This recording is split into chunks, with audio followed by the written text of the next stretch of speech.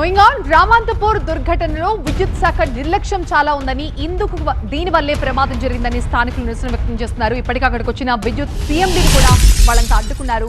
Ramanthapur main road పై స్థానికులంతా కూడా ధర్నాకు దిగారు. భారీ ఎత్తున ట్రాఫిక్ నిలిచిపోయింది. ఈ నిరసన ర్యాలీకి స్థానికులు ప్రయత్నించారు. ర్యాలీకి అనుమతి లేదని పోలీసులు అడ్డుకున్నారు. దీంతో పోలీసులతో వాగ్వాదానికి దిగారు స్థానికులు.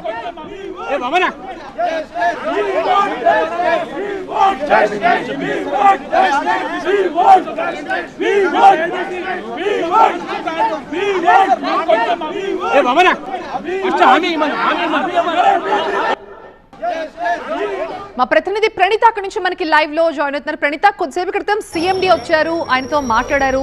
ఏంటి, ఆయన నుంచి సరైన భరోసా రాలేదా? స్థానికుల నిరసనకి కారణం ఏంటి? ప్రస్తుతం సిచ్యువేషన్ ఏంటి అక్కడ? అయితే ఇక్కడ చనిపోయినటువంటి 6 కుటుంబాలకు కూడా 50 లక్షల రూపాయల ఎక్స్గ్రేషియాతో పాటు ఒక ప్రభుత్వ ఉద్యోగం ఇవ్వాల్సిందిగా ఇక్కడ ఉన్నటువంటి స్థానికుల డిమాండ్.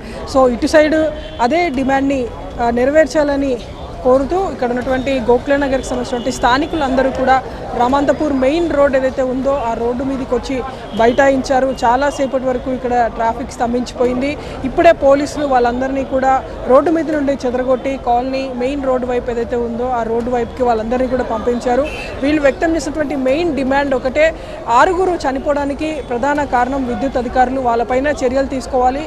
రెండోది, చనిపోయినటువంటి 6 కుటుంబాలు ఏవైతే ఉన్నాయో 6 కుటుంబాలకు కూడా ప్రభుత్వం తక్షణమే ఆర్థిక నష్టం పరిహారం ప్రకటించాల్సిందిగా వీళ్ళు డిమాండ్ చేస్తున్నారు. ఆల్రెడీ సీఎండీ ఇక్కడికి వచ్చినప్పుడు డిప్యూటీ సీఎంతో మాట్లాడి దానికి సంబంధించినటువంటి అష్యూరెన్స్ ఇస్తానని చెప్పేసి ఆయన చెప్పినప్పటికీ ఎలాంటి హామీ ఆయన నుండి రాకపోవడంతోనే ఆయన వెళ్ళిపోయిన తర్వాత నేరుగా కాలనీ నుండి మెయిన్ రోడ్డు మీదకి వచ్చి ఆందోళన నిర్వహించారు. సో ప్రజెంట్ వాళ్ళందరినీ కూడా టువర్డ్స్ మెయిన్ రోడ్డు వైపుకి వెళ్ళనివ్వకుండా పోలీసులు ఈ మెయిన్ రోడ్డుకి యువతల వైపు నుండి వాళ్ళందరికీ కూడా అడ్డుకట్టు వేస్తున్నటువంటి దృశ్యాలు చూస్తున్నాము. సో కాసేపు క్రితం వరకు 2 వైపులా కూడా రామాంతపూర్కి సంబంధించినటువంటి మెయిన్ రోడ్ అంతా కూడా జామ్ అయిపోయి ఉండే.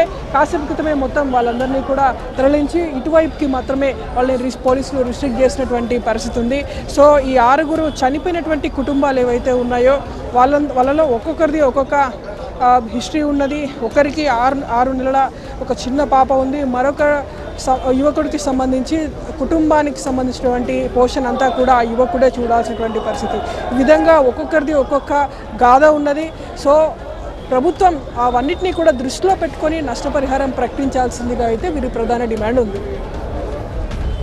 రైట్ ప్రణీత, రామాంతపూర్ ఘటనపై స్థానికుల నుంచి తీవ్ర స్థాయిలో నిరసనలు వ్యక్తమవుతున్నాయి. బాధితులకి నష్టపరిహారాన్ని డిమాండ్ చేస్తున్నారు. అలాగే మరొకసారి ఇలాంటి ఘటనలు పునరావృతం కాకుండా విద్యుత్ అధికారులు తమ నిర్లక్ష్యాన్ని వీడి ప్రజల ప్రాణాలు పోకుండా సరైన చర్యలు తీసుకోవాలని కూడా వాళ్ళంతా డిమాండ్ చేస్తూ ఇలా ర్యాలీకి రావడంతో ఒకసారిగా అక్కడ ఉద్రిక్తత నెలకొంది. చాలాసేపటి వరకు అక్కడ రోడ్డు మీద ట్రాఫిక్ కూడా స్తంభించిపోయింది. అయితే పోలీసులు స్థానికులకి మధ్య వాగ్వాదం జరిగింది. ఈ ర్యాలీకి ఎలాంటి అనుమతులు లేవు అని పోలీసులు వాళ్ళని అక్కడి నుంచి పక్కకి తరలించే ప్రయత్నం చేయడంతో అటు స్థానికులు పోలీసులకి మధ్య వాగ్వాదం జరిగింది.